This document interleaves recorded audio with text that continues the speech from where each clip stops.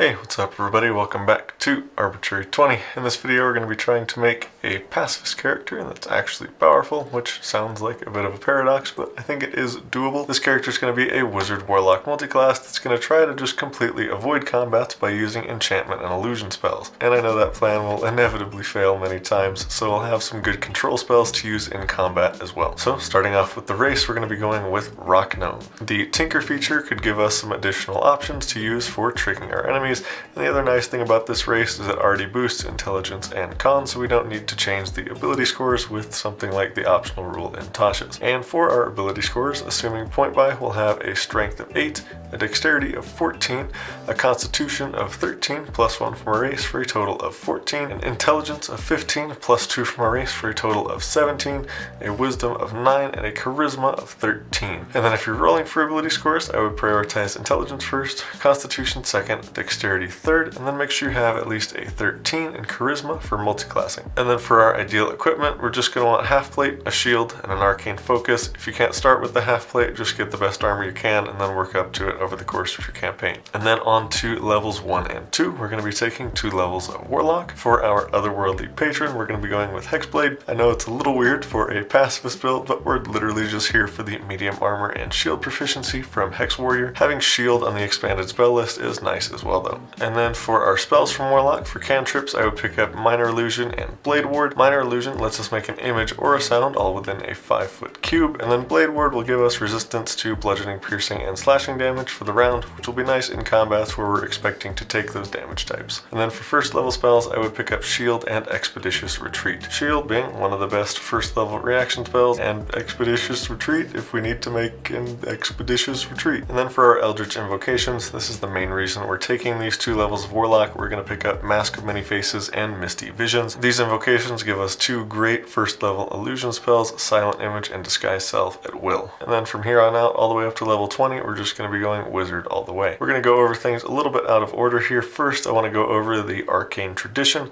There's 2 arcane traditions I think would work well for this build, illusion or enchantment. Both of them give very strong options. If I was playing this character, the way I would choose is based on what level the campaign is going to end at. If it's just going to be a lower level campaign, I would go with enchantment since its stronger features come online earlier. Even just its first ability, Hypnotic Gaze, is very powerful. If the campaign is eventually going to get to higher levels, I think illusion would be better, mainly because of its capstone ability, Illusory Reality. It lets you make one object in any of your illusion spells real for a minute. This ability is pretty much only limited by how creative you are. It's probably one of, if not the best, wizard capstone in the game. And then next up, we'll go over feats. We'll get 4 feats during our time here in Wizard. To start off, I would pick up something like Warcaster or Resilient Con to help with our concentration checks. Obviously, our main goal is to completely avoid combats, but we're still going to end up in combat sometimes with enemies hitting us, and it'll be nice to have one of these to maintain our concentration. You could even take both of these if you really want to, but if you're going to pick one, I would go with Resilient Con if it's going to boost your con to an even number and also increase your hit points. If it's not going to do that, then I would probably go with Warcaster. After getting one or both of those, I would probably just focus on getting your intelligence to 20. You could do this with ability score increases or half feats. I think the best half feats for this build would be Fey Touched or Shadow Touched. Both of the second level spells are really nice, Invisibility and Misty Step, and there's great first level spells, maybe something like Command that we could pick up from other classes. The new Cartomancer feat could also be really cool for this build and add a lot of flavor, especially if you want to make this build some kind of magician. And then on to spells. There's going to be a lot of spells here, so I'm not going to go into a ton of detail, but all of the spells will be on the screen and you can pause the video if you'd like to read them. Not all of them are required if you want to go with something else, and also if you want to make this character not 100% a pacifist and have some things to do in combat that aren't just control, you could totally do that. Maybe switch out a few of the spells for some AoE options like Shatter or Fireball. So for cantrips, we're going to pick up Mage Hand, Message, and Prestidigitation. All nice utility cantrips that we could also potentially use to trick our enemies. And then for first level spells, we're going to pick up Find Familiar, Absorb Elements, and Silvery Barbs to round out our 3 defensive reaction spells with Shield, and then Unseen Servant and Tasha's Hideous Laughter. And then for second level spells, we're going to grab Phantasmal Force, Rope Trick, Suggestion, and Web. Phantasmal Force and Suggestion fit our theme really well, and we'll definitely be able to avoid some encounters with those. Web will be a great control option in combat, and then Rope Trick kind of fits our theme as well, giving your party a good place to take a short rest or hide from enemies, and it could be used to cheese a combat, but I definitely wouldn't do that all the time. And then for third level spells, I would pick up Blink. This kind of fits our theme, making us disappear.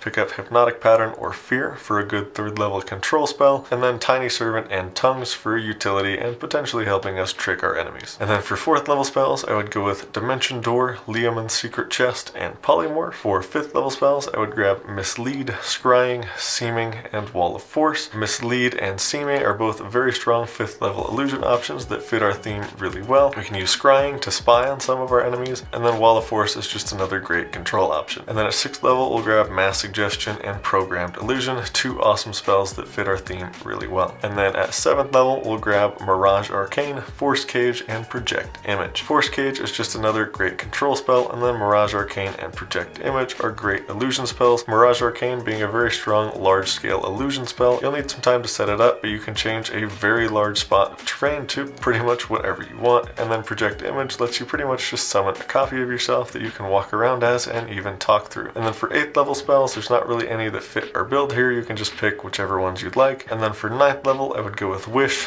Time Stop, and Shape Change. Wish can be nice for casting any of the previous spells, or you can even get enchantment and illusion spells from other classes with Wish. Time Stop could give you more time to set up some illusions or enchantments to avoid a combat. And then Shape Change has similar utility as Polymorph, letting you turn into something else, just a lot stronger since it's any creature of a challenge rating equal to yours and not just beasts. But that's all I have for the build. Hope you guys enjoyed it. If you guys would like to check out my last build, I called it the Juggernaut. I essentially tried to make the most durable character I could using only martial classes. You can check that out right here. Either way, thank you guys for watching. Hope you have an awesome rest of your day, and we'll see you in the next one.